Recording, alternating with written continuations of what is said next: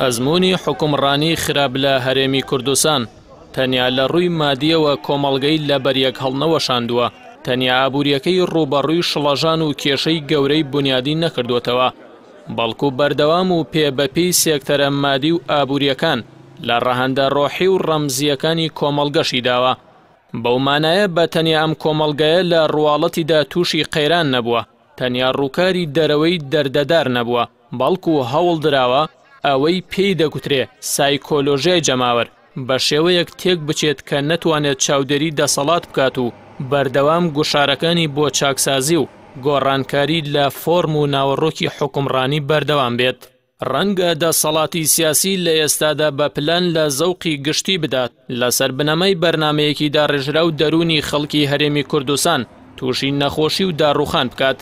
چونکە ئەوە یەکلایی بووەتەوە کە ئەوان بەم مۆدێلە خراپەی دەسەڵات کە چارەکە سەدەیەک زیاترە ناتوانن چیدی مانەوەیان مسۆگەر بکەن، چیدیکە بەم شێوازەی کە بێدادیەکی گەورەی بەرهەمهێناوە تەمەنی خۆیان درێژ بکەنەوە. هەر بۆیە لە ڕێگەی ئەو تێکدانە جەماوەری و کۆمەڵگەیەوە کە بەرهەمەکەی بریتیە لە زیزی و زویریەکی گەورەی جەماوەری لە سیاسەت و بکەرە سیاسیەکان دیکتاتۆریەتی خۆی نۆژەن دەکاتەوە. بەرهەمی ئەو جۆرە حکومڕانیە خراپە بریتیە لە بێهیواییەکی گشتی کە تێیدا سیاسەت دەبێتە بوونەوەرێکی ناشرینی دوور لە ژیان و خۆشگوزەرانی.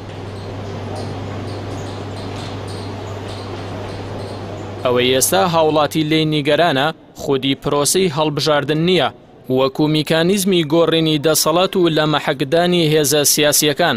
بەڵکو بێزاریە لەو جۆرە دەسەڵاتە کە ناتوانێت لە باڵەخانە ڕاقیەکان بێتە دەرەوە و بگاتە لای هاوڵاتیان. ئەوەی لی بێزارە بریتی نییە لە هەڵبژاردنێک کە شوێن پەنجەی ئەو دیاری دەکات بە ڕوخساری حکومڕانیەوە، بەڵکو بریتیە لەو نەریتە ناشرینەی کە کورد دەڵێ هی خۆم بۆ خۆم و هی تۆش دەخۆم. ئەم دەسەڵاتەی کە خاوەنی ئەزموونێکی دوور و درێژی بێدادی سیاسیە